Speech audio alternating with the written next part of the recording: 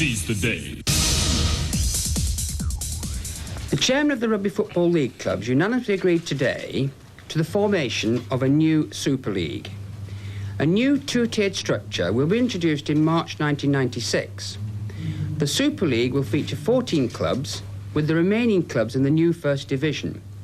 3 new clubs will be formed, 2 based in France and another in Wales. Lindsay on a revolutionary day in the history of the game, and 24 hours on, here are 2 clubs destined for superstar status in the brand new Super League.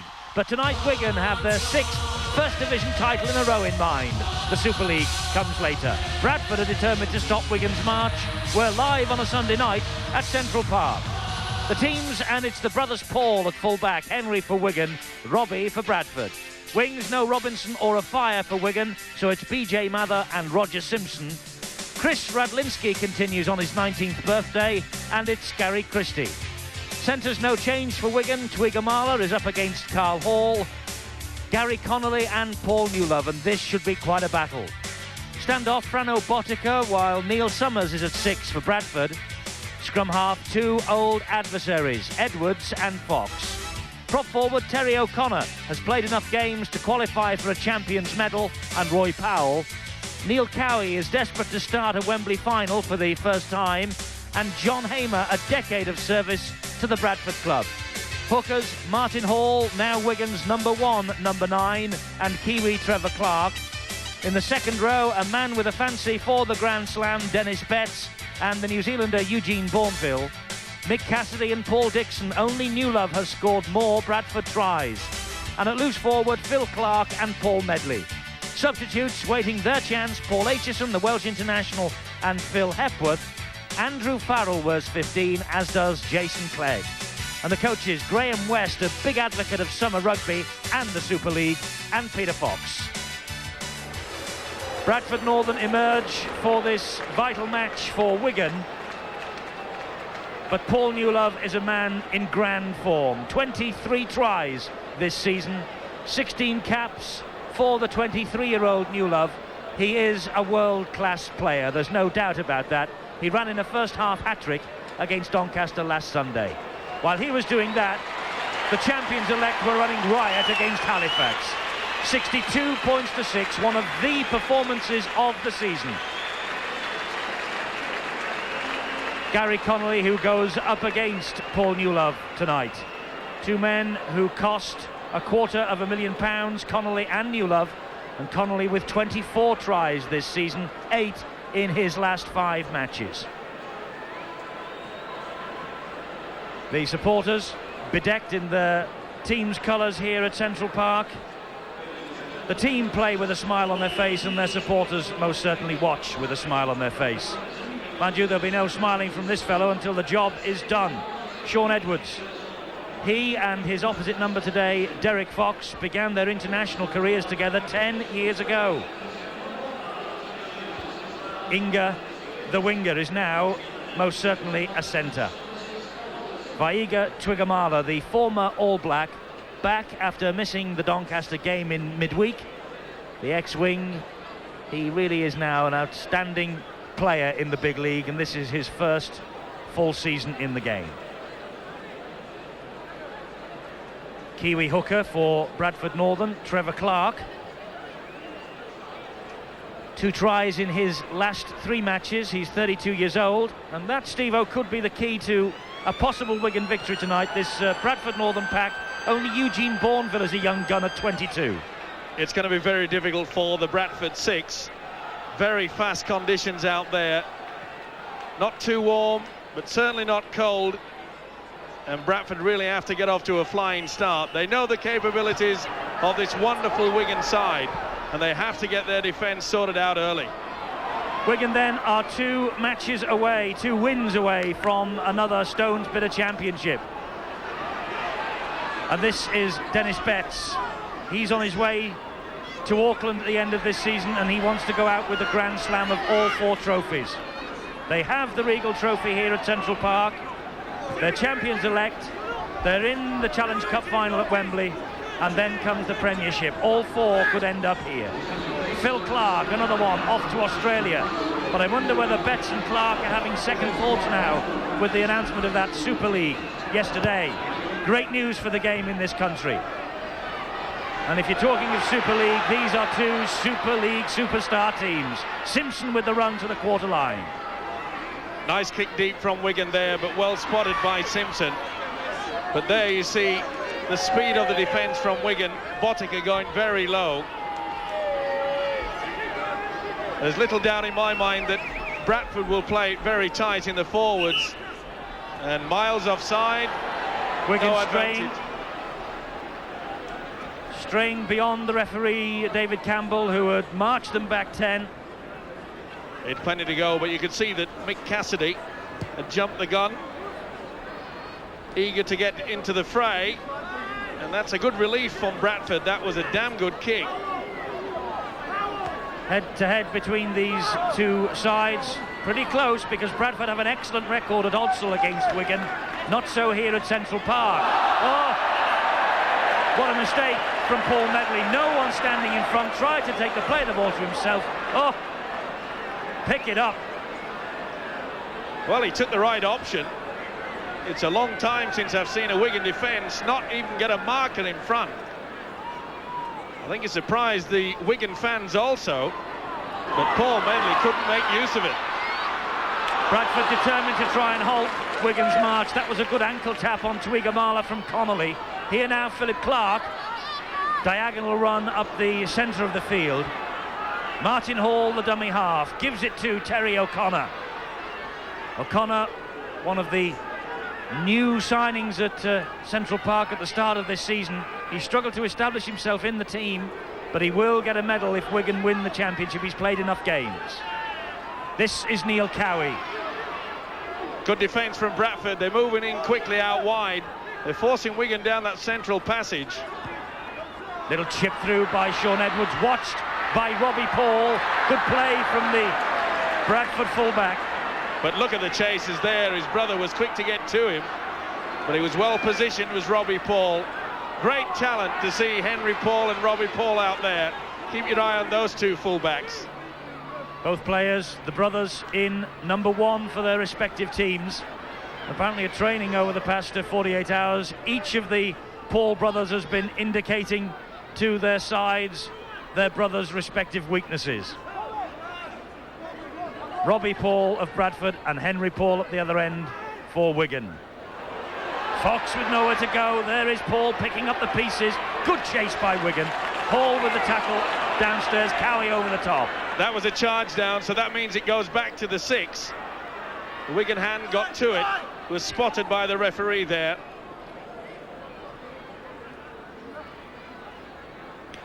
This is Paul Dixon. He drags Bradford Northern up to the halfway line. That looked a little forward. You heard the roar from the terraces here at Central Park. They make their feelings known to the referee, but he is unimpressed. Bradford still in possession with Neil Summers. Big problem for the Wigan centre, Vaiga Twigamala. He's just had the trainer go out to him, and I don't think he's fit. The dab through from Dixon. There is Twigamala. He was limping and he watched that ball bounce, and he's not got the usual power in those legs, and that's why he's been trapped by Newlove and Fox. Well, Bottica made a right meal of it, and was that offside?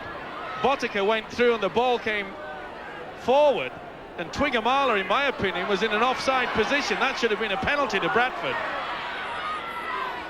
It's O'Connor keeping the legs going, the Bradford prop forward. There's Twigamala, and there's obviously concern about an injury for him. Dennis Betts. At the dummy half position was Martin Hall. This is Mick Cassidy, and Trevor Clark was in pretty quick. And eventually Cassidy wrestled to the floor by John Hamer. 5 minutes gone. Edwards with another kick downfield. Simpson's after this. The ball stays in play as it so often does in the modern game, and Simpson must run it out. That's a great chase. Henry Paul leading the Wigan players downfield. Once again, the combination kick from Sean Edwards and the good chase from the fullback Henry Paul. Wigan don't want the ball to go into touch. They like to keep their opposition well and truly down in their own quarter. Lovely play. This is Medley for Bradford. The support arrives. This is Carl Hall, and Carl Hall is no slouch. Edwards is finding that out. Radlinski is the man who comes back to cut him down, though. Great sweeping attack from Bradford. Edwards going for a piggyback on the back of Trevor Clark. Hall, what a run that was. Bradford on the charge here with Robbie Paul. Long ball out wide. Christie had to wait for it. Danced inside the unfit Twigamala, and Christie will score. Twigamala was rooted to the spot. He jinked inside him, and he saw the gap and went for it. And Christie, his 11th try of the season, he rocks Wigan on their heels. This is a run that put him in that position. It was a beautiful ball from Medley, and Carl Hall, he really did pin the ears back. Off he went. Radlinski did well there, and then from this play the ball, Sean Edwards did exceptionally well to hold them down, but the lovely long ball from the fullback Robbie Paul, and look at the skills from this winger.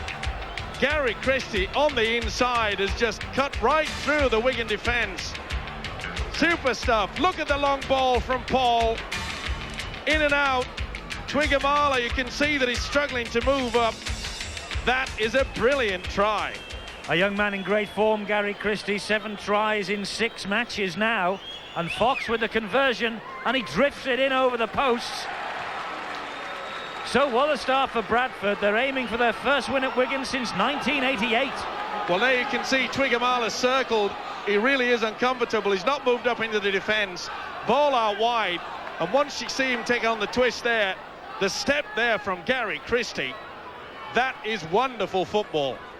Christie with the try then, and Bradford have the dream start here. They lead by 6 points to 0. But let's get news of that Twigamala injury. Let's get down to Bill Arthur. It could have played a significant part in that try, because as you saw, Gary Christie just skated past Inga Twigamala. Not many people can do that, but significantly in the minutes before that try, Twigamala was having some treatment from the Wigan bench for a knock to the knee, and they actually had Paul Aitchison out and getting ready to strip down and come on the pitch. So I think that was crucial in the build-up to that Gary Christie try. Indeed so. He skated round the big New Zealander, and Wigan, they have got a match on their hands here, a match that many neutrals thought they would win easily. Newlove breaks the tackle, doesn't get away from Clark though. This is Christie at dummy half. He gives it to Roy Powell. Powell drops it. Referee says play on. Committing suicide there, the prop forward Roy Powell, trying to get it out in heavy traffic. Connolly, that was a good tackle though, and a great little chase from Carl Hall. Nowhere for Connolly to go. Bradford really are taking the game to Wigan early here, leading 6-0 and playing very well. And Bradford has switched their centres in defence. Carl Hall is looking after Gary Connolly, and it really is working. That ball came out and went backwards off Dennis Betts. A strong run from Terry O'Connor straight at Newlove. O'Connor was brought down by Hamer. This now is Clark, who twists and thinks about releasing the pass, thinks better of it. Martin Hall, the dummy half. Edwards just showed it, came back inside. Clark, Cassidy will chip one up, and it's taken by Mather, who tips it back straight into the arms of Medley. He couldn't get it in, and Newlove picked up the pieces for Bradford. Well, it was under a lot of pressure, was the kick of Mick Cassidy, but it turned out okay. Bradford took an eternity to go for that. They were looking to get away with it. Just escaped, didn't they? But Bradford certainly have started this game in a most encouraging fashion for their coach Peter Fox. They're playing the ball very quickly, and the forwards are getting over that advantage line. I'm sure that the Wigan coach, Graham West, will be far from impressed with some of the would-be tackling from some of his charges. Having a devil's own job to bring Carl Hall down. This is Clark. Clark straight up in the air, not the best kick. Good take there by Phil Clark. Plays the ball quickly. This is Cassidy. Good pressure from Bradford though on these Wigan runners, and they're in charge in terms of possession as well. Now O'Connor, who has started robustly for Wigan. This is a tremendous defensive stint from Bradford. Cowie with that run. That's the Bradford quarter line. This now is Frano Botica, and here's Sean Edwards. Sean Edwards finds Betts, he just manages to hold on. He brushes away from two, gets round Dixon. Newlove climbs all over his back. That's the last tackle for Bradford. Hall spins it into the arms of Edwards. Edwards to Clark. Clark to nobody, but who is there to pick up the pieces? Henry Paul. He keeps the movement going. Connolly with the strength, gets the ball away. But it's Robbie Paul who clears up the danger brilliantly for Bradford. Oh, what a match this is turning into already.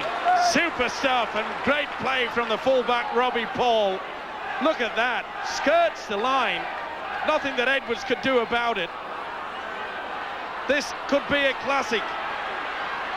I'll tell you what, Wigan know they're in a battle, despite the fact that John Hamer has dropped that ball. He was clouted as soon as he received it. Well, Dennis Betts, the tackler. Well, I'm not so sure that Dennis Betts didn't take the man out before he received the football there. Hamer not too happy about it, and he's every right to feel that way. It's Clark from the base of the scrum. Botica, the dummy half, looking for the runners. That's Cassidy. Cassidy aiming towards the corner. It takes 4 to cut him off. BJ Mather is the dummy half. Mather with the strength, and Mather scores. Barry John Mather with the first Wigan try. He's grabbed his 4th try of the season.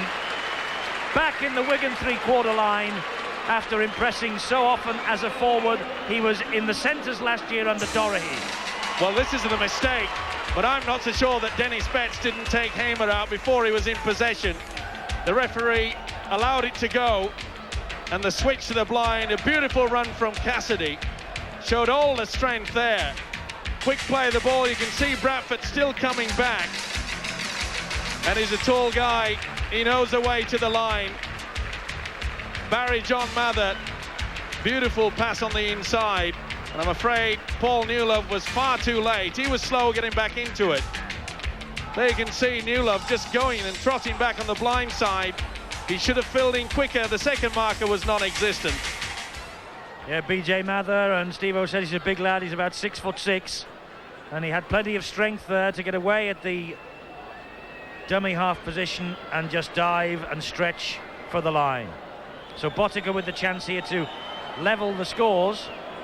138 goals this season so far, and he has missed his first attempt at goal. So Bradford still hold the lead, but it's a narrow one. It's 6-4.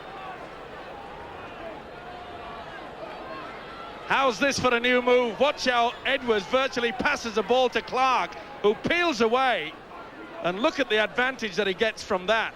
And from the quick play of the ball, the try was forthcoming. That was virtually a pass from Edwards to the loose forward. Greg McCallum has got the scrummaging in rugby league at the top of his agenda during the summer. The referee's coaching director is going to try and sort it out. Well, that really was just taking the mickey, in my opinion. You could see Clark was bending down, expecting the ball. He may as well just handed it on a platter for him. That's a good ball from Edwards this time to Hall, and here's Twigamala. Looks like the knee is mended. There's Botica, pops it up for the runner, who's Dennis Betts. The Bradford defence stands firm again. It's an excellent opening quarter of an hour in defence from Bradford, and an attack too. Can they keep it going? This is a run from Edwards. Edwards has got Clark. Brilliant. Phil Clark, 2 last week against Halifax, and he's put Wigan ahead here tonight. But put that down to the brilliance of Edwards. You do not hang off a man like Sean Edwards, and I'm afraid Paul Newlove was once again caught. Very bad defensive position. See how he rolls the body around. Super support play by Phil Clark. Champagne stuff. But look at this. Newlove, you've got to commit yourself to a man. You can't take a dummy on the inside. Newlove opted for that. The gap was wide.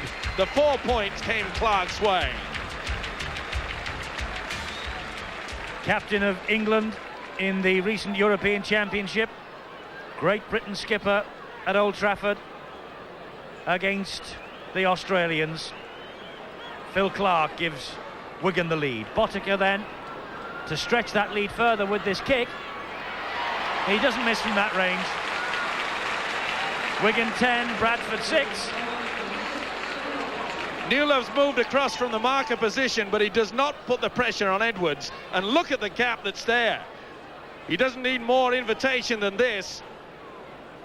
Beautiful play. Watch how he twists the body. Oh, that is a great try. But poor defence, I'm afraid, from the Bradford centre, Paul Newlove. From the moment that Edwards fooled him, Bradford were cut to ribbons. 10-6, Wigan ahead after that early scare. Just shows you, Eddie, that if you don't use your markers well at the play of the ball, a side like Wigan are going to just cut you to ribbons. Cowie hangs on. And the possession now is Wigan's after the opening 16 minutes. Henry Paul, another break on here. Support from Connolly. It's another 4 points. Gary Connolly. And Wigan, having been stung by a 6-0 deficit, have now run in 3 tries in 4 minutes. Sensational attacking play. They're just not getting that defence sorted out. You can see that one man went too early. You have to fill in. If the ball switched back, your sliding defence is to watch it. Superb play. Henry Paul. Gary Connolly finishes off.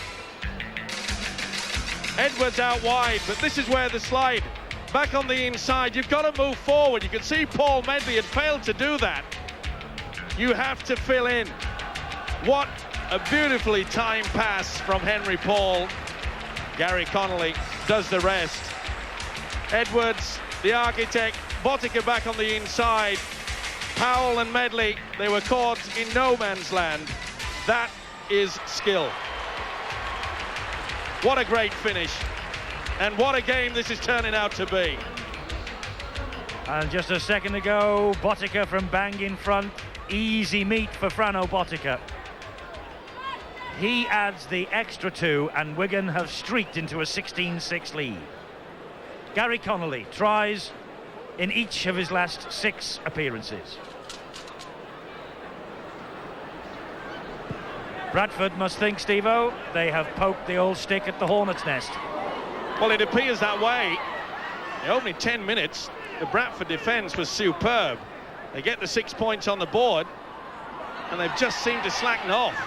Okay, but it's around the play the ball area where they're lacking. Newlove tried to stop Twigamala, but he just stepped out of that like he was stepping off a bus. O'Connor, support from Hall. They swarm forward, Wigan, when they've got the ball. This is Cassidy. Cassidy's broken through. Clark's there, and Clark's in for a second. Phil Clark, 2 last week, 2 this. Oh, I'm losing count. That's 4 tries in 6 minutes. Talk about Super League. This team is a Super League team in the making. Well, whoever's going to do the scoreboard today, you better put in for a pay rise. The way that Wigan are playing, you can see they keep the ball alive. The defence is shot again. You can't afford to miss tackles like that. Paul Dixon's attempt there was not the best. And Wigan, one of the finest teams in the world for support play. They really do twist in the tackle to keep the ball alive. Look at that, great play from the hooker. Cassidy as ever in support. Newlove took the dummy. Dixon failed to shut it all down. And Wigan are running hot. Phil Clark is 2 last week, 2 this. And Phil Clark now 6 tries for the season. So Frano Botica again, 2 out of 3 so far. Bit more difficult this time. What, 5 metres in from the touchline? But this fella can kick from anywhere.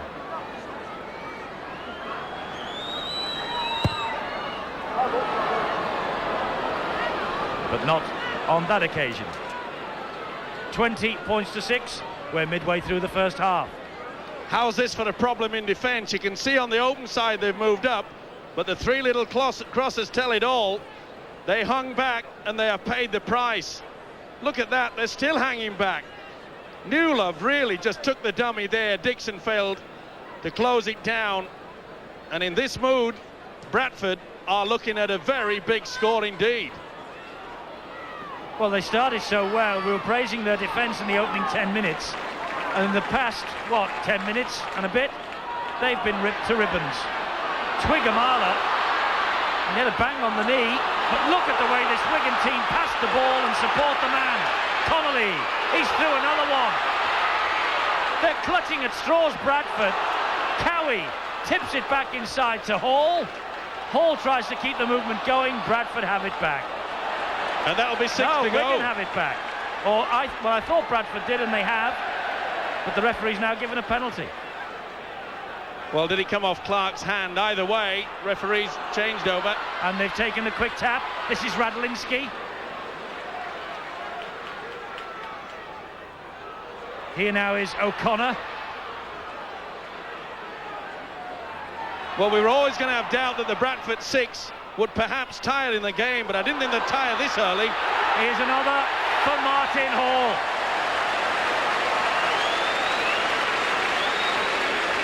Clark just twisted under the posts, and there was, well, about 3 or 4 men screaming for the ball, and he elected to give it to his hooker, and Martin Hall over.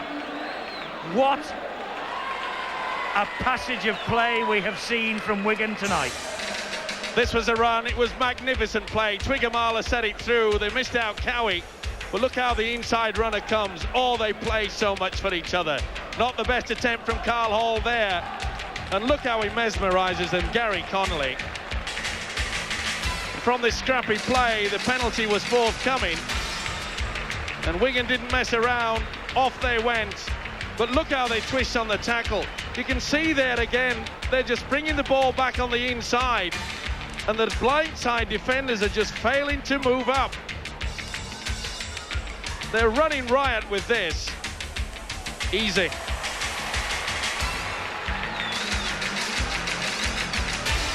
Martin Hall's try right next to the posts, and Botica with the conversion straight between the H's. Botica adds to his tally. Wigan add to theirs, 26-6, and Wigan have run in 5 tries in 10 minutes. Unbelievable, this Wigan team. But Derek Fox from the kickoff has found touch. Edwards didn't fancy that, Steve-o, did he? Well, it was a twisting ball, wasn't it? Take safety first. They know they got the head in the feed. Wigan have suddenly taken a stranglehold on this match. 62 points last week for their best win in the First Division this season. Look at this. Look at this from Wigan with Connolly. The way they support the man with the ball. It's a lesson to everyone. And the speed with which they play it. Edwards. Cassidy. Gets away from Newlove. Just couldn't get away from the second rower, Eugene Bourneville. Well, it's pretty to watch. It's great football. Here's Betts. There's another one on here for Martin Hall. Martin Hall second. Well, they're running out of minutes to score their tries in. That's 6 now in 12 minutes. Just a simple turn and twisting the tackle. It was a super ball there, wasn't it? I thought Betts was going to throw the dummy. Robbie Paul, he's wondering what's hit him. Hookers love doing that, scoring the try. Betts it was. The prop forward got it on, and look at that. Draws the full back. Whoops, never mind. The smile breaks out. What a great season Martin Hall's having. Yes, he's most certainly established now as Wigan's first choice hooker. Right behind the posts, underneath the black dot. And so Frano Botica with the easiest of conversion attempts. And he doesn't miss from there. And look at that, 32-6. 3 Bradford players go for one man. The gap is there. It's oh so easy. They are just shot to pieces, Bradford. Brilliant play. But I'm afraid you've got to point the finger at this Bradford defence, which has suddenly just stopped working. Well, they began so well, and Bradford now have made the change. Kiwi Bourneville off, and Phil Hepworth has come on, former Dudley Hill amateur. Number 14, 21 years old, Hepworth. 32 points, and we've still got 14 minutes remaining of the first half. Charge of the Light Brigade. Bradford, Custer's last stand today. That was a much better tackle there from Hepworth. That's what he was brought on for. Here's Hall. There's the support from Cowie. Last tackle for Wigan. Edwards cheekily showing it. Oh, Boticus sailed onto that. Betts kicks through. And a good job for Bradford that the coverer was there.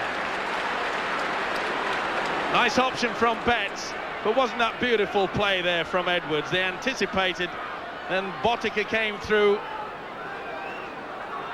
It really is pretty to watch. The crowd are loving this. Well, you notice that Chris Radlinski's wearing number 5 tonight for Wigan. There's no Martin Afire. He's on the touchline with Bill. Martin, even by Wigan standards, this is some astonishing try-scoring burst, isn't it? Yeah, they're playing exceptionally well. Started off a bit shaky, you know, let a few breaks. They scored a try, but since then, you know, we've played exceptionally well. We've broken down Bradford's sliding defence with some inside balls on numerous occasions. Do you think that early try sort of spurred the lads into action? We were a bit nervous, but as soon as we scored, we seemed to settle down, and we realised, you know, what was working. And Sean's got the lads, you know, throwing lots of inside balls, and it seems to be, you know, splitting the drift defence. They must be inspired by the Super League. Well, I don't know, but they're playing very well. That's all I do know. Well, Bradford have been pinned for a penalty here, and watch the knees of Paul Medley. Oh, we can do without that. That's sheer frustration. Okay, with the scoreline at 32-6, but that is an attempt to really injure a player, and he's a lucky boy if he stays on. The intent was definitely there. It's a penalty to Wigan and a ticking off for Medley, and the referee and touch judge deciding not even to place that on report for later viewing by the Rugby League. 2-1 the penalty count in Wigan's favour. That's their second. But they have blitzed Bradford here in a sensational scoring burst, and Clark is looking for a hat-trick. You know, Wigan began the day needing 9 tries to equal their best ever haul from a season. They only need 3 now. Check it, they need 2. Twigamala cut through Bradford's defence like a warm knife, just slicing through a pound of butter. Well, someone should get the message out to this Bradford side that it's not touch and pass. Look at this. They did not want to tackle that guy. Bringing the ball back on the inside again, Botica. See how they use the dummy runner back on the inside by Twigamala. No one wanted to get anywhere near him. That's 22 tries now for Twigamala. He missed the match in Doncaster in midweek. 3 tries in 6 for Twigamala. That's the run he's having. Botica with another attempt at goal here. Went through the 300-point barrier last week against Halifax. Doing his goal tally no harm, doing Wigan's points tally no harm. Another 6 points for Wigan. 38-6. That is not a straight line of defence. The dog's back leg you do not need in this game. Otherwise, this is the result.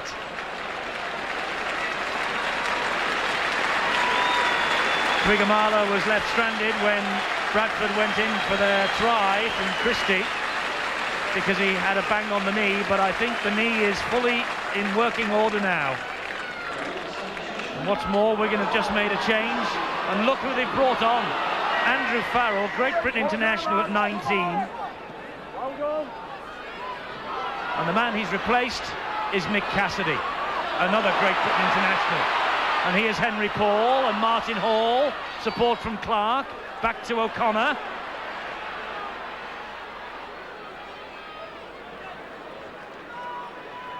Well, it's becoming something of a novelty when a Wigan player is actually tackled and stopped from getting the ball away. That's how effective this Wigan side are working. Look at the run from Clark and the support from Betts. The pass to Farrell, there's a big gap ahead of him. And he slipped through the shackles of Hamer. He gets it away to BJ Mather. Mather gets it away to Betts. It was round Betts' knees, though. Will be brought back for the knock-on.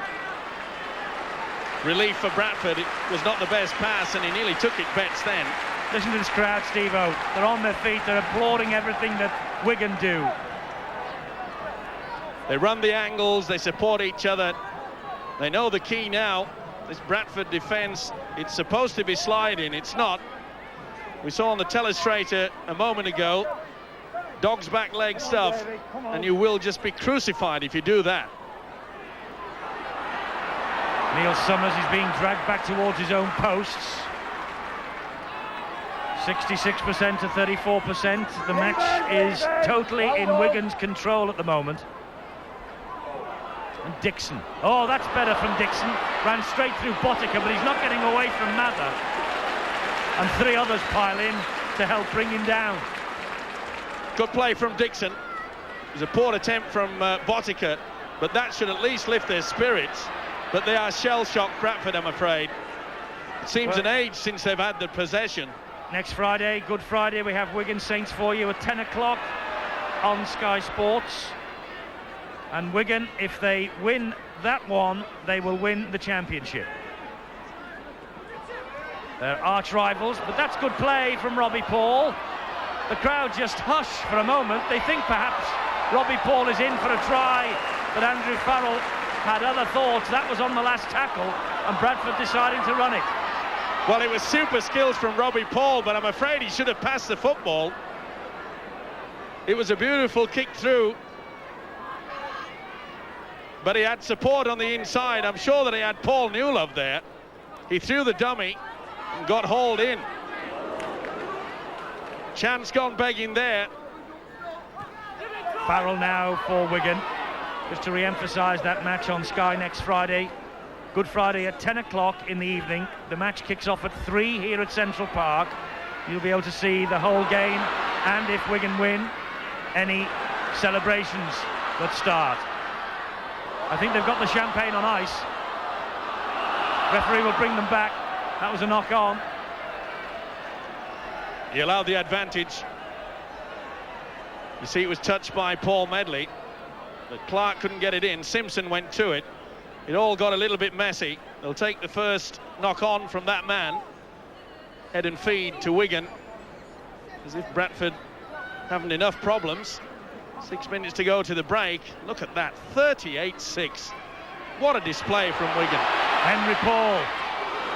Newlove round the neck and then puts him down, and the touch judge is on, and rightly so. The use of the elbow there, a pretty hard tackle, and there you can see it.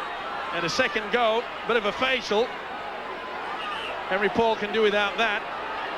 He's got smooth skin as it is. Well, it's sheer frustration.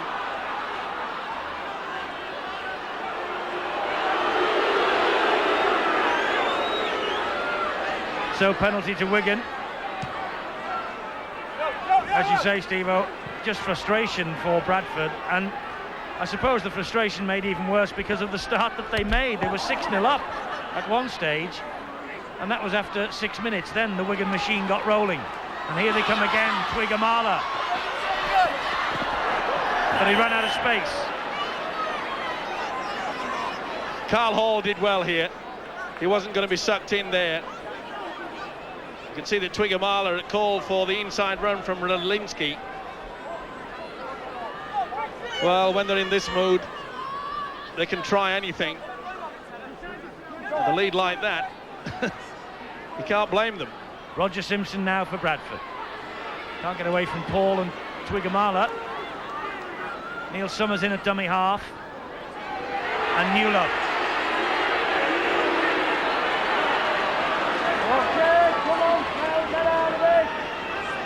Well, a lot of fans were looking forward to the big clash between Gary Connolly and Paul Newlove. They were claiming it was going to prove who is the best centre, the British centre in our game. And at the moment, I think Gary Connolly is well ahead on points. As are Wigan, 38-6. Clark, the dummy half. Here's Derek Fox. Paul. No one for him to pass to. That's the difference. It was mirrored there perfectly. He looked round, no support. That's the big difference between Wigan and all the rest. Fox, on halfway, will kick. Nice kick from Fox, but let's see if the chasers are there. They are. That's much better from Bradford.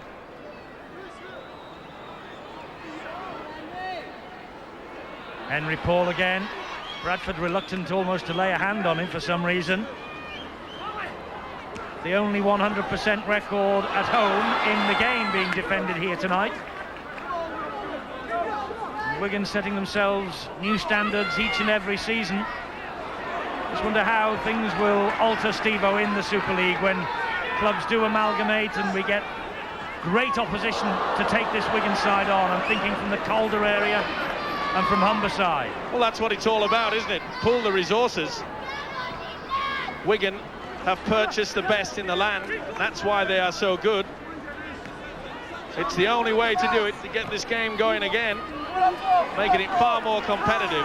We'll be discussing, by the way, the Super League and the repercussions of that announcement yesterday at half-time here at Central Park tonight, hearing from the people that matter, the fans and the players.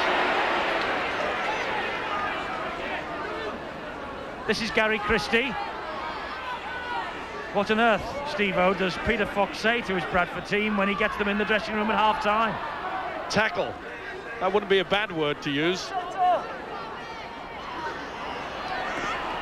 Henry Paul's pass inside went to nowhere other than a Wigan arm.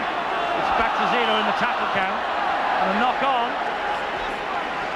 going against Bradford and Trevor Clark, I think. Well, he's not happy about it, but once the ball has been placed on the floor, you can kick at it. And that's exactly what he did, but I think it's a little bit hardly done to there, Trevor Clark. I thought the ball went backwards. For those new viewers that are new to our game, when a player gets out to play the ball, if he places it on the floor, then the man marking him is allowed to strike at it with his foot. You saw just a moment ago Peter Fox looking completely and utterly frustrated. And at that same moment, Graham West left his dugout up here on the gantry and went for his half-time cup of tea. A man looking totally and completely at ease with life. He won't need much sugar in his tea, Graham West. He'll be happy with this. It is oh so sweet. Betts to Edwards. Edwards, they have so many options, Wigan. That's Botica, buried by Medley. Connolly to Edwards again. Diagonal high kick. Here's a tester. Mather trying to use his height. Gary Christie did well there to keep that ball in play. Well, the option was there, and a great option for the kick from Edwards.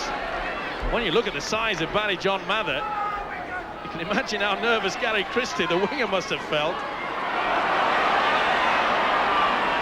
Well, Christie's try, of course, gave Bradford the lead. He plays the ball there to Clark, and this now is Powell. I suppose for Bradford, when the half-time siren goes, he just goes in at half-time, Peter Fox, and says, well, look, it's 0-0 second half. Let's start again.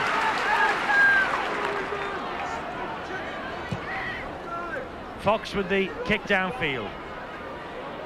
Derek Fox and Robbie Paul leading the chase to close down the options for Henry Paul. But look at Connolly's support. Beautiful work there. The combination between Henry Paul and Gary Connolly. That shows how well this team is organised. Team spirit. Paul waited for someone to come and help him, and there was one there in Gary Connolly. There's the half-time siren. What a half it has been. 38-6 for Wigan. They snap back after Christie gave them the lead. Connolly, a try scorer. Andy Farrell was the man that they had the luxury of bringing on as a substitute during that first 40 minutes. He disappears for a very well-earned cup of tea. And Terry O'Connor, who really has been running strongly, the Wigan prop forward. Martin Hall, 2 tries for him. It's been another sensational display from this Wigan team. Sean Edwards has been pulling the strings as per normal.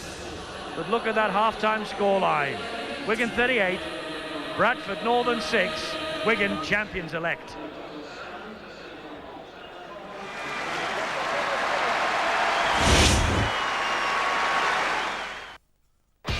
Wimbledon are still in contention for a place in Europe. We know what we've got to do. Well, Wigan have run in 7 tries here in 16 matches, and the score is 38 points to 6. 7 tries in 16 minutes, 38 points to 6. Absolutely sensational for Wigan in that first half. I trust that you are enjoying this at home as much as the people here at Central Park. Now then, I think about time that we opened up the debate on the Super League. And the first thing I think we ought to do is to inform you of the 14 teams who will form the new Super League as from March 1996. Wigan, St Helens, Leeds, Calder. It will be amalgam of Castleford, Wakefield and Featherstone. London, Cumbria, and that will be Workington, Barrow, Whitehaven and Carlisle combining. And Cheshire, Warrington and Widnes. Toulouse and Paris from France, that's perhaps a very exciting prospect. Manchester with Salford and Oldham. Halifax, Bradford, who are here tonight. South Yorkshire, Sheffield and Doncaster merging to form that team. And a team from Humberside, Hull and Hull Kingston Rovers. The deal was all announced yesterday by Maurice Lindsay right here at Central Park. As I say, the kick-off for the new Super League, 28th of March 1996. We're excited about it, obviously, because we will be bringing the Super League to you as from that date. And Steve-O here, I suppose in many ways, old boy, you've got your wish. There's a few clubs going to merge and form strong units to try and take this Wigan mob on. Yes, well, that's the reason. We had to do it. Wigan were becoming far too strong, and I would like to congratulate all the club chairmen for using common sense. We've got to be a little bit visionary, and I think they have done it. I think it's a wonderful move for our game. It's the most momentous occasion in the history of rugby league. A lot of people, of course, yesterday were saying this was all decided at a meeting in Huddersfield. Just 24 hours before the big meeting yesterday with the chairman here. How ironic that in centenary year, they go back to Huddersfield and dig up the game and start again. Well, it is, but 100 years ago, of course, the rugby union then just pushed us to one side. Well, I think we're going to get our own back, because I think that this will force the rugby union to actually turn professional. If they don't, all their stars are going to be joining rugby league. Well, that's Steve-O's view. Of course, the most important people are the people who pay their money at the turnstiles and, of course, the men who play this game. Let's canvass a few opinions now. We've had our cameras out and about around the north of England, and first of all we went to Warrington. Warrington, remember, one of the towns that could lose its club when they merge with Widnes and form Cheshire. What do the people of Warrington think? Well, I actually think it's a good thing, because you can utilise the strengths of both teams. You know, you can use the strengths of Warrington to build up, and then Widnes has to improving themselves now. It'll make a change to the league, because we're going to just taking it all away every year, so it'll be more of a competition. I feel as though it'll be quite a good team, so I think it'll be worth it in the end. Because you can get the best of Widnes, you get the best of Warrington, and you can combine the two, and then you've got a perfect team, aren't you? All positive thoughts from the people of Warrington, who perhaps could lose their team. OK, Wigan, of course, stand alone. They are the super team that's joining the Super League. What do they think in this town about the proposals? Game's got to expand. It's a 2-county, 3-county game. Always has been since it was first formed. And if it's going to survive against a professional game of rugby union, which is coming, then it's got to happen. and it's long overdue. For us, it's not like a big deal because like Wigan, we'll stay at top. We've got to go a lot further than what we're going now, and anything Maurice Lindy's does, I'm 100% with him because for what he's done at Wigan, obviously, you know, he understands the game and what's required. Everyone talking and thinking very positively about this change to a Super League. Now, I think we ought to hear from the players, and there's a coach in here as well. What do they think of the Super League proposal? Well, I don't know exactly how it's going on, but I've gathered there are going to be international matches, like playing different countries, and that should be good for the game. And hopefully, because we had a good time when we went to Australia last year and played Brisbane, and all the players benefited for that game, so I'm sure it's good for the players and good for the club. I mean, there were teams in Manchester, a team in London, a team in Paris, and they're all major cities, and they can only be good for games to promote the game down in those cities. It's great news, definitely. You know, obviously, future rugby league, you know, it's probably a great step. And obviously, for me, just starting out in the game, you know, hopefully, you know, it's going to push me not just, you know, around England and everywhere, but hopefully worldwide. Fantastic, yeah. Nothing better to watch rugby league on a hot summer's day. And to play in it, yeah, for hard grounds, a lot faster. You know, I'm all for the game going forward. I'm a big advocate, I think, of summer rugby league. I think something needed doing with the game. And I think summer rugby was a good choice. I think it's an exciting time for rugby league. I've not looked into the details too much at the moment. I think it's going to be good for the game. I think it's excellent for the game. I think they had to do something because, well, Wigan have been the dominant factor for the last 8 to 10 years, and I just think they needed something, better competitions, could be a better game, far better for the spectators. Of course, the plan includes setting up a Cardiff club. Now, I gather, I gather. Yes, I think that's a good thing. I think the game of rugby league needs to go back down to Wales. Certainly with the interest that's been generated with the national side, I think it's certainly a good thing. Yes, Cardiff going into Division 1. And, of course, all the matches will be played from here on in, or at least in 1996, in the summer. So we've got Summer Rugby League, we've got a European Super League, and there, of course, Steve-o, will be supporters of the clubs who are going to merge. I wonder what they will think about this, because we've heard very positive views there, but I wonder what the supporters of the Warringtons and Widnesses, Castlefords, Featherstones, Wakefield are going to say. Well, obviously there's going to be a few that don't like it. I mean, the merger between Hull and Hull Kingston Rovers. I mean, there's players there and there's fans that won't even have bacon because it's red and white. They've got to push that away. Look, the people who are running this game have made an enormous step forward, and the fans have to support them, because otherwise Wigan, as we've seen in this first half, will continue to dominate, and we can't afford to do that. We are not just spreading our wings to make it a better game, we are bringing it a little bit more competitive, and when you pool your resources, that's what you'll get. So pool the fans, come on, let's get behind it, let's not think about what's gone on in the past, we have to look to the future. And we shall, of course, be bringing the game to a worldwide audience, courtesy of the Sky Sports cameras. The game will be seen in the future in places like Asia, Australia and America, places where the game has never, ever been seen before. The European Super League is launched on the 28th of March 96. Mark it down in your diaries if you get one this Christmas. We certainly have. OK, we have a match to finish here, and Wigan are running red hot. They lead by 38 points to 6. 7 tries in 16 minutes in that first half.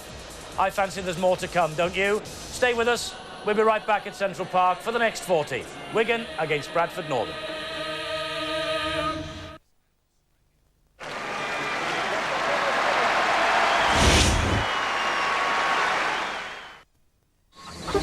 Hey Javan, lobsters on South Beach. Better try mango and mandarin.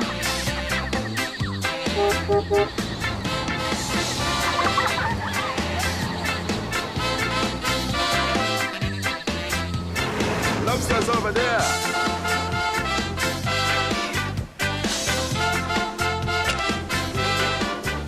Milk with the totally tropical taste.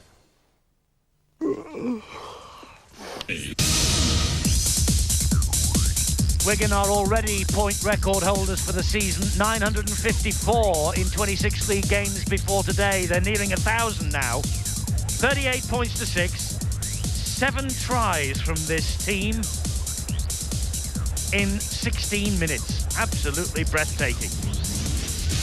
The statistics from a very one-sided first half after the opening 6 minutes. 60-40 the possession.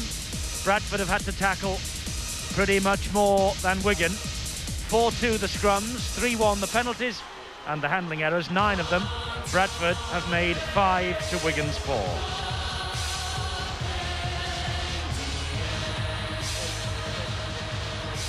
Bradford Northern are back on the field, and their fullback Robbie Paul, I bet he is the sadder of the two Paul brothers on show here tonight, because Henry, the Wigan fullback, his elder brother, would have been delighted with the showing in that first 40 minutes, and I'm sure that Graham West, the Wigan coach, was too.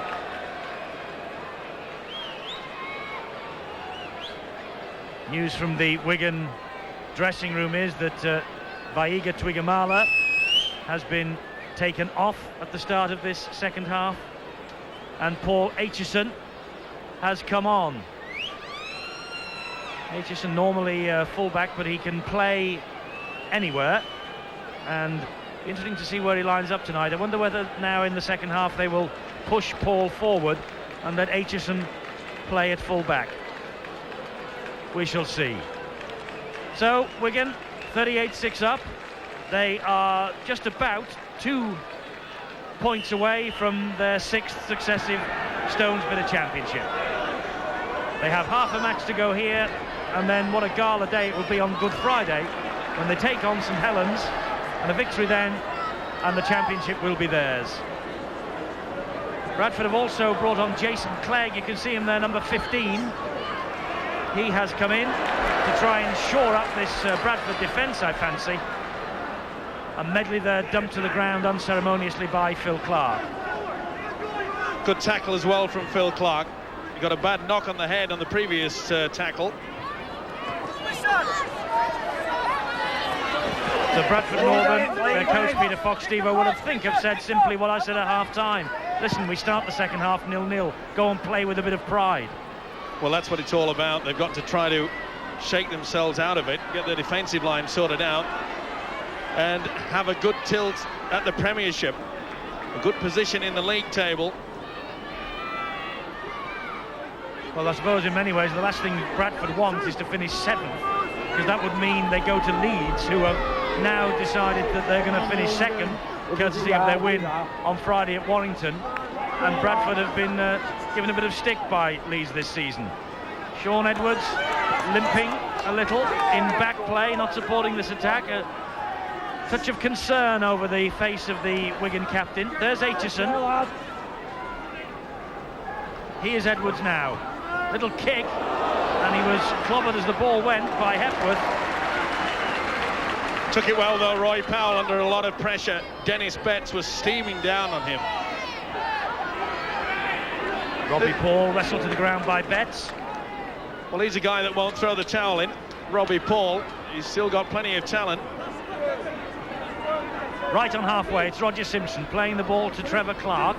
He's got Medley there, gets the pass away to Dixon, but he's enveloped by Radlinski and Connolly. And the touch judge being asked to intervene by Dixon, but he stays firmly on his line. That's the last tackle for Bradford. This is Fox, he helps it wider to Summers. That's Paul. That's a good ball inside from Paul. This is a great run from Gary Christie. Christie's got Paul Newlove, but Newlove going nowhere under the tackle from Clark. Good play from Gary Christie. The ball back on the inside, but Wigan's scrambling defence was equal to the task. But at least it shows that Bradford are quite happy to throw the ball around. It was on the last tackle. They elected to run with it.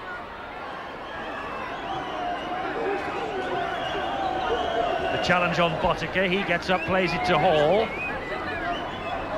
Andrew Farrell.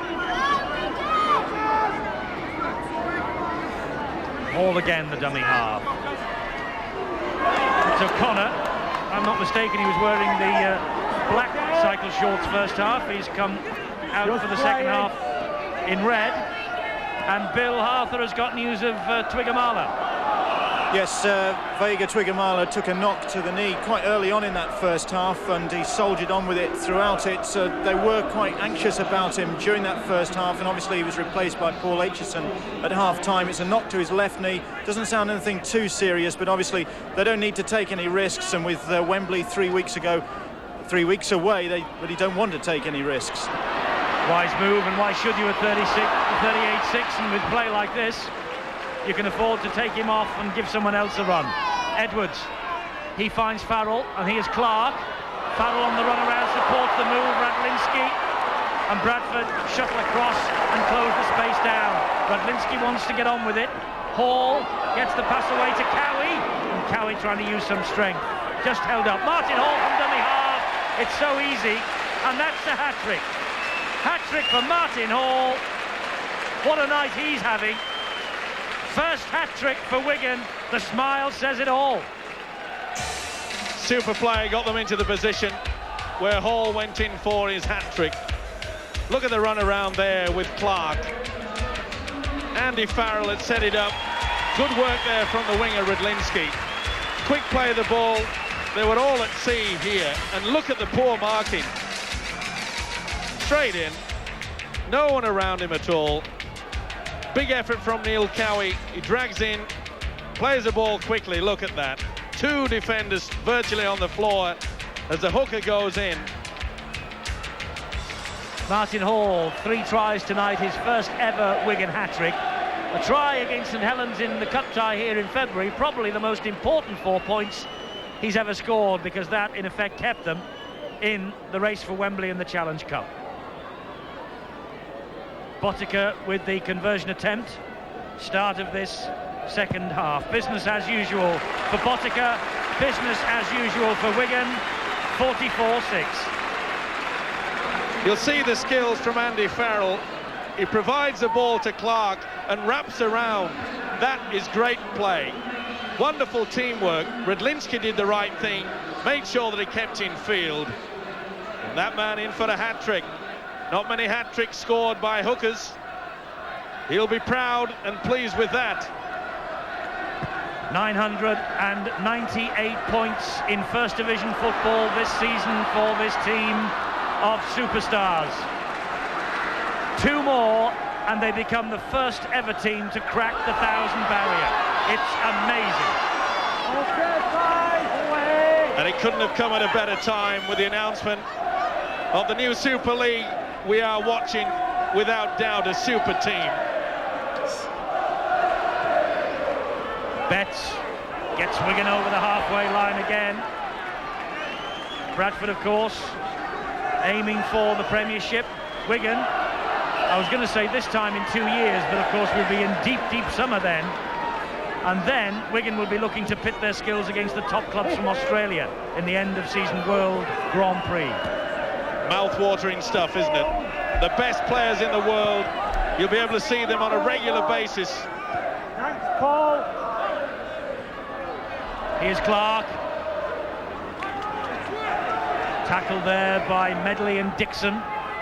Hall, oh, the box of tricks is out for Hall. Here's Mather, and there's the 1,000. 1,002 points in the First Division season for Wigan. They're into 4 figures. Breathtaking attacking skills. Barry John Mather the try. Beautiful switch from the open to the blind side. Martin Hall brought Betts in, and Barry John Mather. Look how they run. The dummy runners on the open side, the step. You can see how the defence was plugged in. They held off.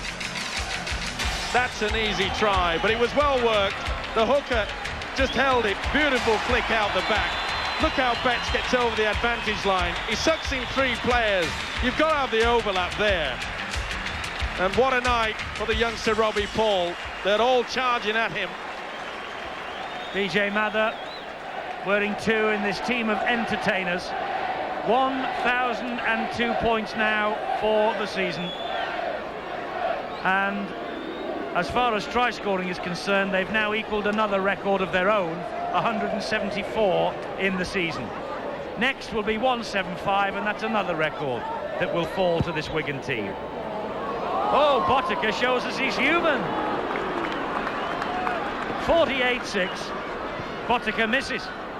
Once again, 3 defenders going for 1 man. The gap is there. Beautiful pass. Look at him go. Slides through. Excellent stuff. Graham West, the Wigan coach. Well, I noticed the cup of tea has arrived for big Graham West and his coaching staff.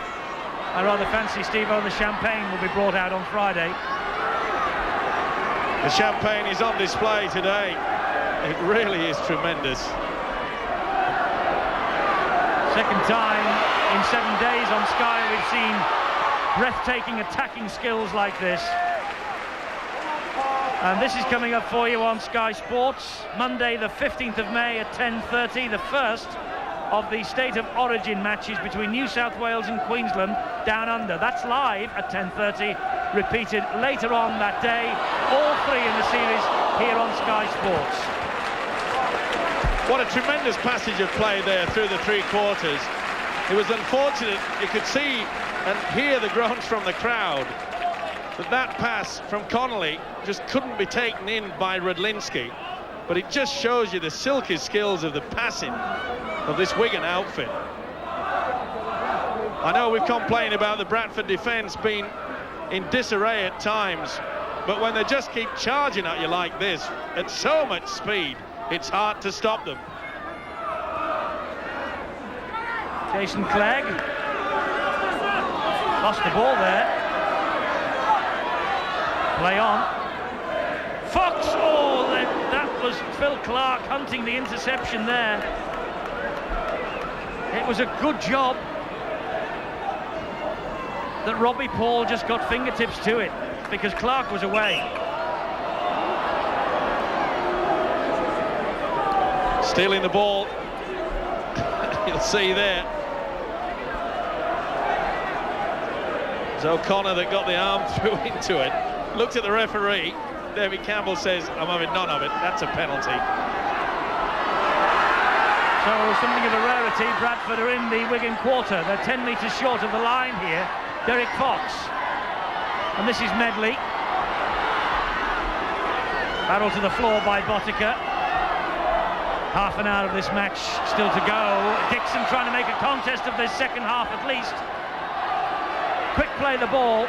Will Wigan be caught out wide? Roy Powell, try! Good try for the big man. The Wigan crowd hush. Can't believe that someone's got in the other end and scored a try against this team. This was well worked. It was a strong run from Dixon that got them in there. They supplied the link, and Powell threw an enormous dummy there. And for once, this Wigan defence was caught out. This is where Dixon went through. Good, determined running from there, and a quick play of the ball. The link was on. It was Fox. Out wide. He threw the dummy there. That was an excellent try. Roy Powell's try, only his second of the season.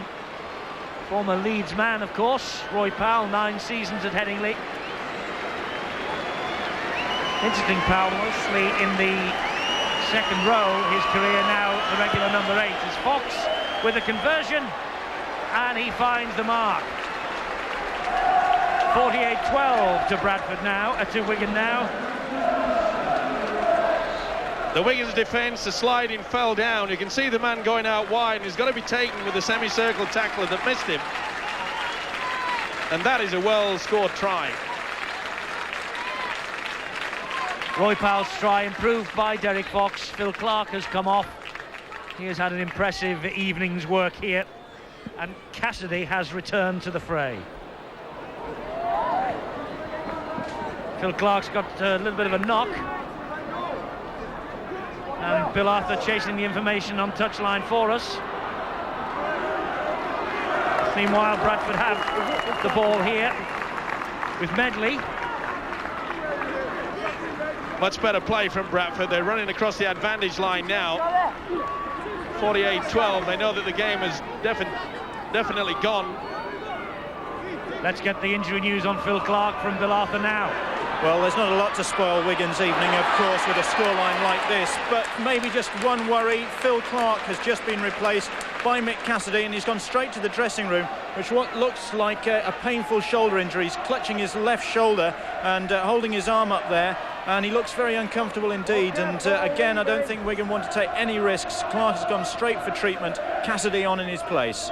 Yes, there's important matters ahead for this Wigan team, not least of them St Helens on Good Friday here, that could win the championship for them.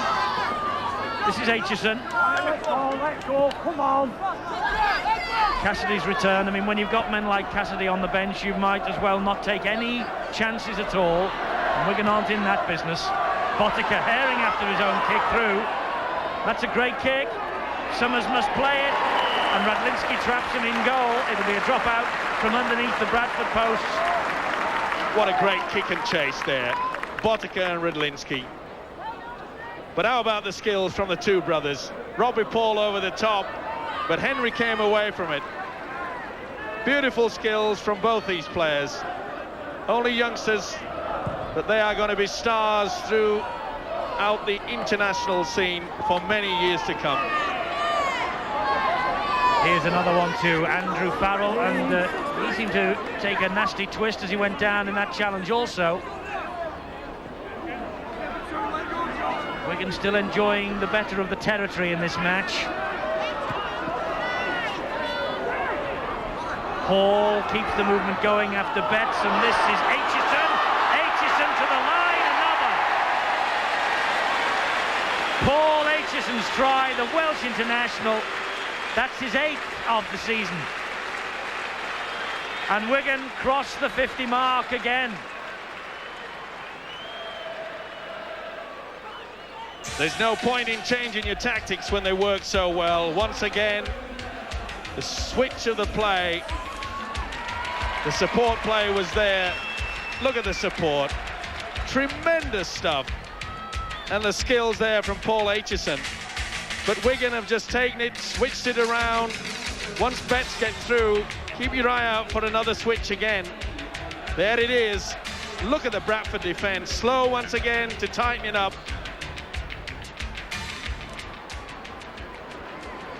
He put that down and puffed out the cheeks, didn't he, and gave a real sigh of relief that he got across. Paul Aitchison. Botica now then, 6 from 9. And that one makes it 7 from 10. 54-12. The inside pass, they've been doing it all night. Look at that. The defence is absolutely cut to ribbons. Second effort, good try, well worked. Steve-O, you have been critical of this Bradford defence, but I think the point should be made, how on earth do you defend against attacking skills like this? Well, they work hard, do Wigan. I know many people think that it's just because they've got the best players, but when they get the best players here, they don't just rest on their laurels, they work hard. And a lot of credit must go to their coach, Graham West. Wigan this season, to me, not only playing some of the best football I've seen, but they're enjoying their football. They most certainly are. No one more so than Martin Hall, who has fed Betts, and Betts is racing home for another. You have got to admire this Wigan team. As Steve-O says, they play with that broad grin on their face from start to finish. Betts is 17th of a memorable campaign. Well, they enjoy this, don't they? Once again, the twist in the tackle. That's another factor that they work hard at training. 2 twists there in the tackle, got Betts away. It's not just by coincidence. They work hard at it. Okay, the tackle is being completed, but twist and get the ball away. And again, watch. Twist again. The support is there. They work hard, as I say, at training. Hours of effort produces it. The pass, look at this. Beautiful play by O'Connor. Support by the hooker. Martin Hall and Dennis Betts. What a fine player. Newlove, no chance. He tried the ankle tap, but to no avail.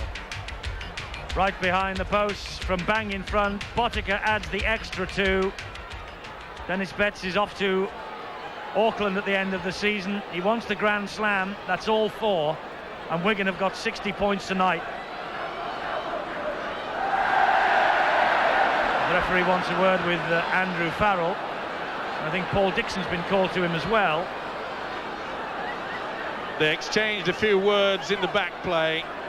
A little bit of argy-bargy going on. Good refereeing there by David Campbell. Just making sure that, come on fellas, let's not spoil what has been a tremendous display. I'm sure you viewers at home are enjoying this. Yes, last Sunday was one-sided in the extreme against Halifax. But you simply, again tonight, have to sit back and admire what we're watching. This is a great sporting team. There's no doubt about it. In any sport, whatever code, this is a great side. Oh, tremendous. But I thought Botica should have been penalised for there. He got tackled, then moved away 3 or 4 metres. You can't do that. Look at this. Barry John Mather. There you see it. Botica moving off the spot. He moved 4 metres. Here he is now, and he just goes away from Medley, finds Connolly. Good tackle by Medley. Got him second time as well, just held the progress up. Edwards. Oh, he tried to drop goal then. Sean Edwards tried to drop goal. He's embarrassed, and the crowd are booing him. They want to see the tries running, not kicked. And he knows it. It's a long time since a Wigan crowd has booed any of their players. The grin says it's sorry fans. Whatever was I thinking about? He lost the plot there, did Sean? Last quarter of this match. 20 minutes to go.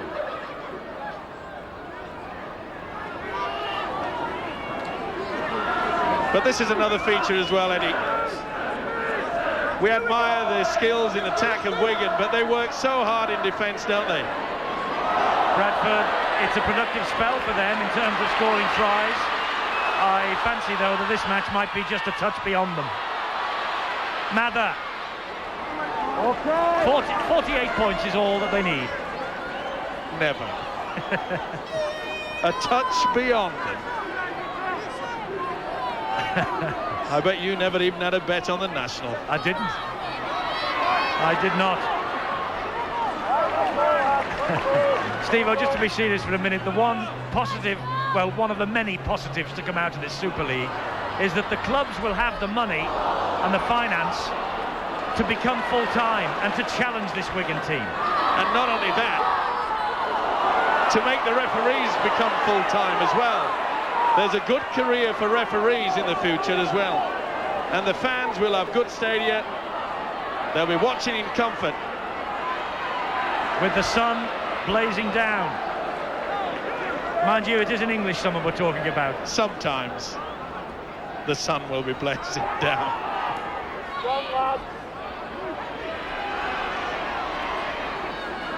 Well, credit Bradford. They've not packed it in. Phil Hepworth with that little run. This is Roy Powell. Nice pass out the back door to Clark. Fox is there. Derek Fox is surrounded. Once again, you saw the difference in the defence there. One went out to make sure that Fox had no option to get the ball away. They worked so hard. Yes, they could be excused for the next 18 minutes of this match of dropping off their standards, Wigan, but that's not the Wigan way, is it? Just relaxing, just easing off the pedal. Not Wigan. That's why they're the best. Henry Paul ran 30 metres for that. PJ Mather juggling with it. Little flash of heads there, I think, with Roy Powell. Nothing serious, they're all right. Here is Christie, and Christie is going to score. Gary Christie gets 2 tries at Central Park. It all came because Barry John Mather lost possession in centre field. They say that they don't like to drop off and lower their standards, but Wigan there paid the price. Well, you could see that John Mather had his eyes on the man coming to tackle him, but this was a beautiful pass from Newlove. See, he attracted the defenders. And good play there. This kid's worked hard all day. The winger deserved that. He certainly hasn't given in. But watch the pass. This is beautiful skills from Newlove. We haven't seen much of this, I'm afraid, from Bradford, but that was super. He came in at the right time, just eased off perhaps a little bit too late. I think he was lucky to, he knows he was quite lucky to get away with it. Plonks it down. Well done. Oh, well, we have the nods when Martin scores and when Sean scores, and now we've got the back somersaults from Christie. And Fox, well, he's an athlete. Well, if Wigan did that every time they scored a try, the British Olympic team would have nothing to worry about in the gymnastic department, would they? Because they'd be practicing so often. Wigan restart then. 16 points to 18. I tell you what though, Steve-O, Graham West won't be happy they've conceded these 2 tries second half. For all, you know, that we are treating it quite lightly, but he won't be. No, he'll have plenty to say about it, and the players will know. And I think in these last moments that Wigan will tighten up, because the word will have got out. It's okay, we've got the 2 points that we needed, but we're not going to take off the pedal. Otherwise, they'll suffer at training. And of course, Wembley places up for grabs, and O'Connor and Dixon square up to each other. Dixon didn't like that from the big Wigan prop forward. Here's Christie, a man on a hat-trick, and the side being hammered. Couldn't get the ball away. Henry Paul tightens things up at the back for Wigan. Well, we can't be too critical there for Gary Christie. He's got nothing to lose by at least attempting to get the ball away. If he'd have been in a tight situation where there are only a couple of points in it in this game, he would have been chastised for trying to get the ball out in, shall we say, heavy traffic. No one standing square in front of Connolly. He was able to take that, play the ball to himself, after he got a bit of a facial off Carl Hall. I just hope that the referee, David Campbell, just keeps a tight control of this now. There's been a lot of talk between the two sides. Let's hope they're not thinking about squaring things up in the final minutes.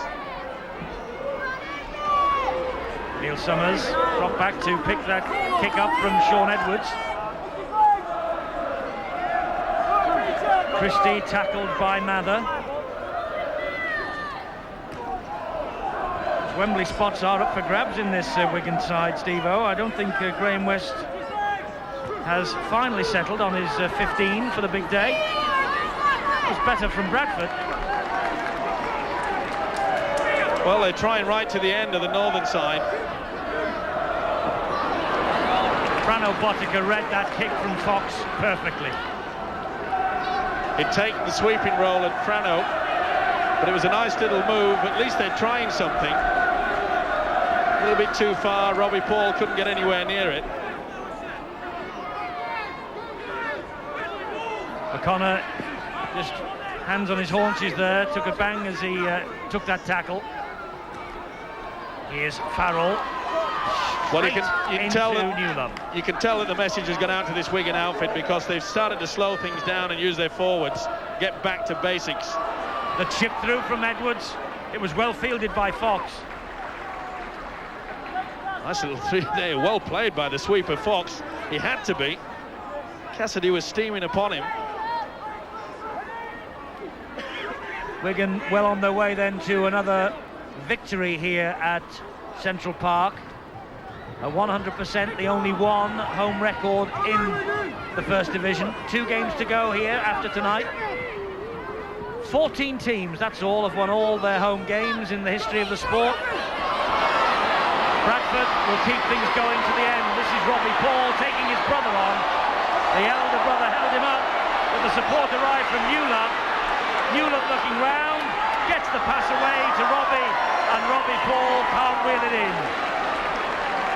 Great run though from Robbie Paul to start it off, and good support from Newlove. A little shake of the head says it all. Beautiful skills there. He showed the dummy and the speed.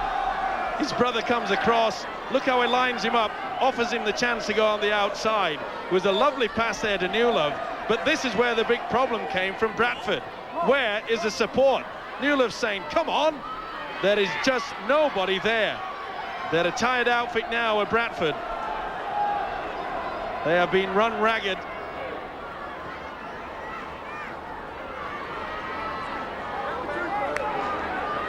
Mather takes the tackle from Dixon. Connolly scampers away from dummy half. Calls Radlinski inside him. That's good defence though from Paul Dixon. Had a second go at the youngster on the floor. I don't think he missed either, but it was a great low tackle from Dixon. He's worked hard, so has Paul Medley, but it has been an uphill battle. Terry O'Connor, I think, is struggling out there. He's limped away from another challenge there. Here's Henry Paul. Now it's with Botica. There are 4 men coming up outside him with support. Oh, Medley's intercepted. Now O'Connor's not fit. Botica's no slouch. Neither's Medley. Who's going to win the race? Oh, great tackle, Botica. 60 points to 18, and he saves 4. Bradford aren't done. Simpson with the try. Botica's run and chase back is all forlorn. Bradford stream forward in numbers, and Roger Simpson gets over for the try. This is the intercept. For once, the inside pass was spotted by a Bradford player. Paul Medley sets off, and it took an age for Botica. He's the man that passed the ball, and he's saying, I'm going to get him. But it was a quick play of the ball. You can see how Medley's eager to get on with it. Wigan was still trailing back. The link from Fox, and Simpson did the rest. Super run. The defence, there you can see Wigan's defence, they're still coming back. They were always going to score, they had the overlap there.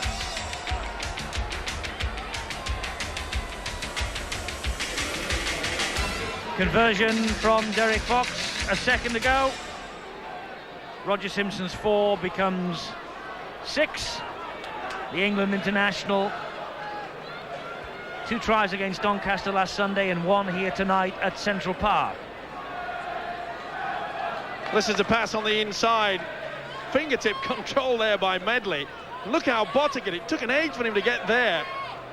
Medley did the right thing. He went for the corner, trying to run in the arc to keep him away from him. Either way, Bradford do get the points. And you have to credit Bradford Northern.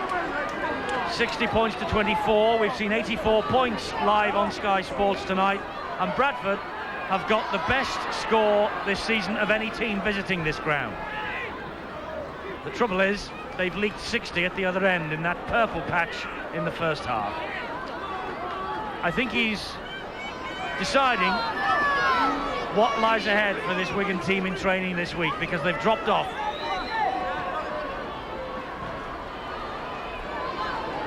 He won't say much after the game. He'll let the players stew on it. Even though, as Eddie mentioned, they've... Oh, nice play from Fox. Support there from the substitute Jason Clegg. Out wide it goes to Christie. Here's Newlove. Newlove gets the ball away. Penalty to Bradford. Swinging arm on Newlove. Paul Aitchison, a little bit too high going into the tackle. Well, can Bradford finish with a flourish? Seen some great tries from both sides. Yes, we have. And Jason Clegg holds his head in his hand, because I think there Roy Powell took the ball right out of his arms. Only 7 penalties in the match. Quite a bit of talking and eyeball-to-eyeball confrontations, but it has been played in great spirit other than that. Well, this is where we normally see Derek Fox come through with a little kick. Just pops the ball up for Dixon. He gets it away to Robbie Paul. Lovely reverse pass from Paul to Powell. Out the back door to Derek Fox. Good stuff from Bradford. Oh, great try from Medley.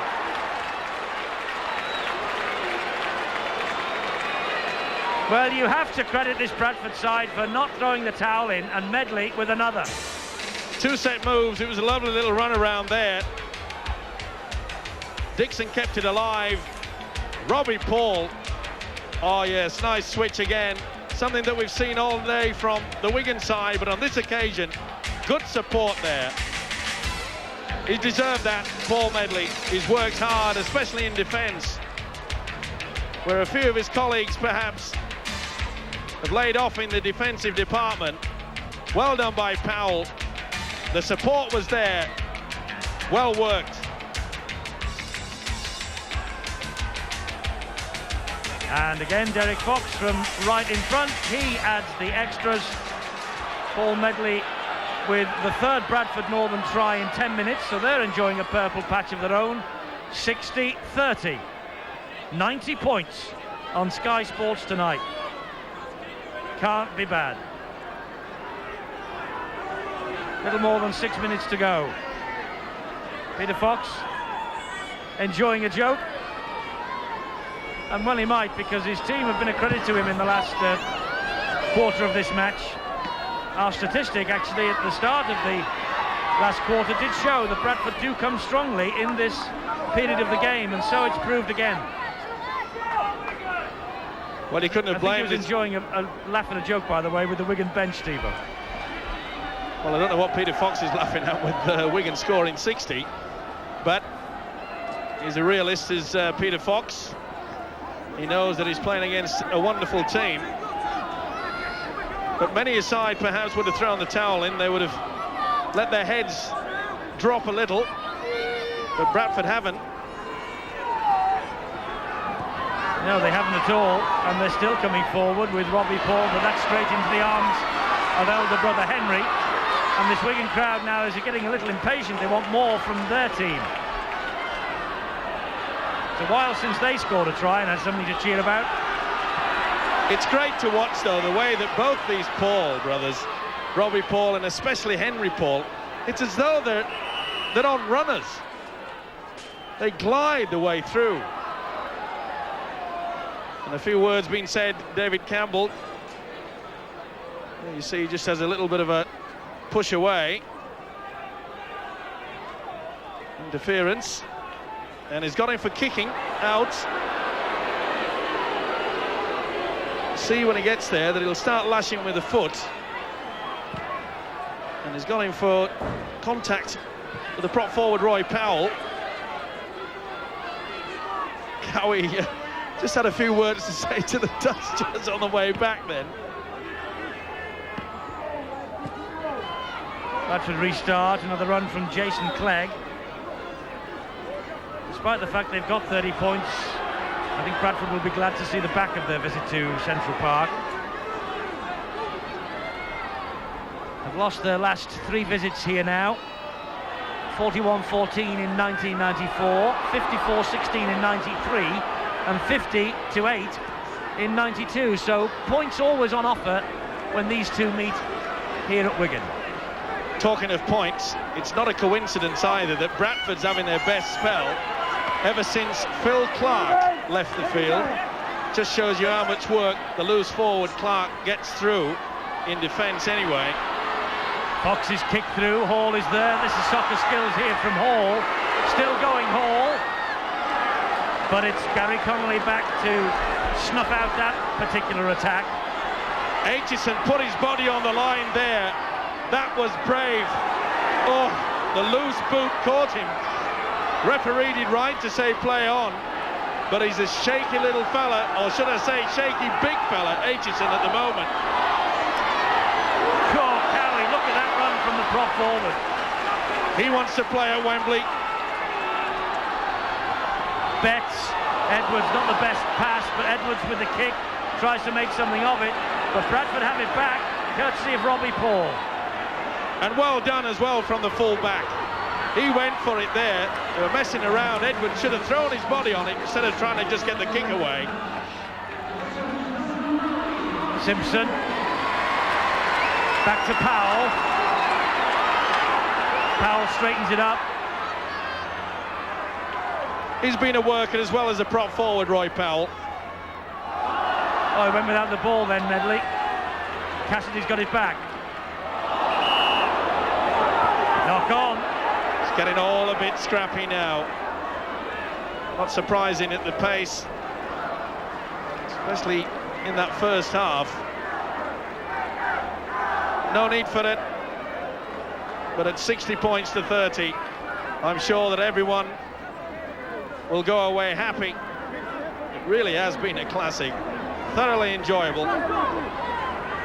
Wigan, we think, are down to 12 men at the moment because O'Connor has been withdrawn. I told you he was looking a bit groggy earlier on, and he has been withdrawn by Graham West, and I don't think Wigan have got any substitutions left.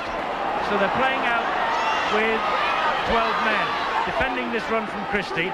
I said at half-time, Steve-O, that Peter Fox would probably say to his players, let's go out as though it's 0-0 at half-time. Well, the encouraging thing from a Bradford point of view, Bradford are leading this second half 24-22. Won't get them winning money, but you're right in the fact that they had to come out and show a little bit of pride. They've certainly done that. Wigan, by the way, had one more replacement left, but with Twigamala nursing a bang on the knee, they've decided not to risk him for the last minute, and wisely too.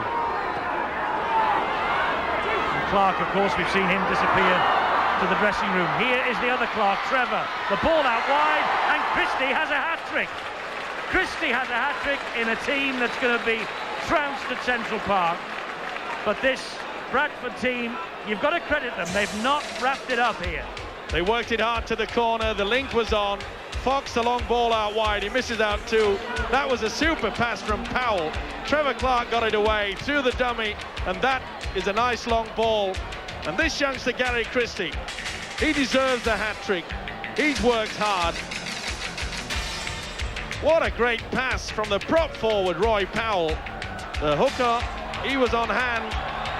Well taken.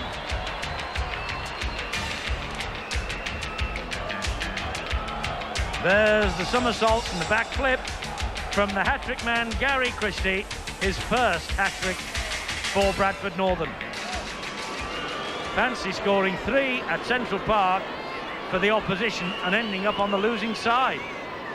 Fox has kicked perfectly all night. This is a difficult one.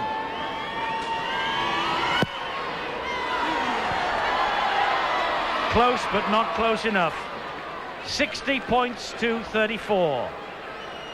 Graham West, who disappeared from this gantry at half-time contented with a smile, has just left now at the end of the game with a scowl. And I think Peter Fox was having the little jibe at the Wigan bench, Steve-O, telling them that his Bradford team had won this second half. I think they have now. Well, it's some consolation. At least he knows that the side hasn't given in, but they held back. It's all over. Wigan are 2 points nearer a 6th successive Stonesfitter championship. Gary Christie, though, has scored 3 tries, his first hat-trick for Bradford, and 3 tries in defeat.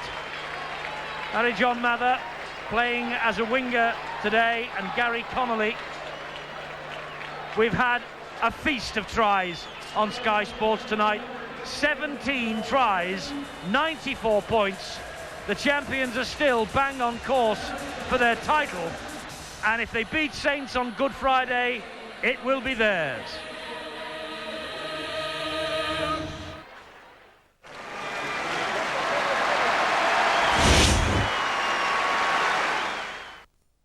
Sunday night live on Sky Sports. Wigan 60, Bradford 34. 17 tries, you can read them. I'm not going to bother. 14,500 here. Terrific win for Wigan. They're 2 points away from the title. Their coach is Graham West with Bill. Graham, an emphatic victory, but you must be disappointed to concede so many points in the second half. Yeah, well, they lost concentration. At one stage, it was becoming quite easy to score, and the crowd were asking for waves and what have you, and they lost a bit of concentration, and Bradford scored some good tries. So they're going to get their knuckles wrapped? Well, you can't afford to do that. It doesn't matter who you're playing against, how far you're in front. You can't afford to lose concentration at all. After all, you're paid to play rugby for 80 minutes, and you should concentrate for 80 minutes. But it was probably, you must have anticipated it, the ease with which, once you'd come back from that early try from Gary Christie, you just dominated and blew them aside. Well, they were playing some great rugby. They were backing up, passing the ball at the right times, but as soon as they lost concentration, you've seen that we lost it a wee bit, and we can't afford to do that. Happy with the first half performance anyway? I was. You know, we've got 2 good points. We need another 2 to win the league, and we look forward to St Helens next week. Twigamala and Phil Clark both went off with injuries. At this stage, do you know if either of those is serious? Not at this stage. I'm just going to go in and find out shortly. I think Inga banged his knee on the hard ground early on. Phil looks like he's had a shoulder injury. So that's Graham West. He's happy enough, but he's got those couple of injuries to sort out before next weekend. Now, it's almost theirs. It's nearly got the red and white ribbons on, and I rather fancy, well, obviously it will be theirs if they beat St Helens on Friday. That's a match, don't forget, you'll be able to see right here on Sky Sports. Steve-O, Graham West saying there, you know, you cannot afford to take the pedal off against any side. No, he'll be most upset. It's his job to keep them going all the way, and that's the reason why Wigan have been so successful for many, many years. And I just can't imagine that the players will be looking forward to training. He will really put them through the hoop because they did take the pedal off. And I think the important factor is that when Phil Clark left the field, he's the man that just G's up all the forwards, keeps them going. He's a never-say-die attitude. And once he came off, you could see that they just collapsed. Phil Clark won't be here next season, of course. Is this a little chink in the Wigan armour, I wonder? Well, I think it's proved it tonight that they have to get someone who's going to be the leader in the pack. Clark has done it for so long at this club. And, of course, Edwards, he's the man that controls everything in the three quarters and their attacking ploys. But when it comes down to rolling your sleeves up and doing the hard work, you'll find that Clark is a man that's leading by example. And they definitely missed him. They need someone of that calibre here at this club for next season. Going to be interesting next season, isn't it? It's going to be a very interesting season next season, building up to the Super League launch in March. Right, let's wrap up the rest of the results for you now in the Stonesbitter Championship played today.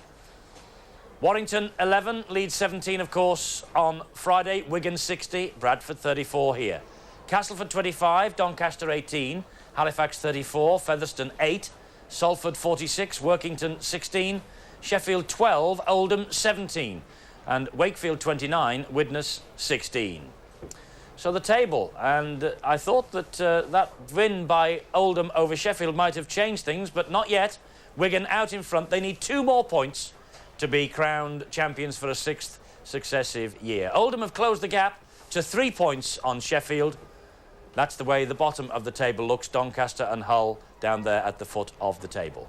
Now to Division 2. Bramley 18, Barrow 8, Carlisle 22, Lee 20, Highfield 14, Hunslet 44, Hull Kingston Rovers 10, Batley 33, Keighley 42, Swinton 6, London 24, Huddersfield 24, Rochdale 30, Rydal York 16, and Whitehaven 37, Dewsbury 12. Just let's check what the situation is at the top of the table. Keighley are going to end up as the 2nd Division champions if they keep their run going. Batley are closing in on them all the time. And, of course, London will be playing in the new Super League in March 96. And they'll be in the Premiership that will lead up to that, up towards the launch of the Super League in March. Highfield down at the bottom, still with just the 2 points.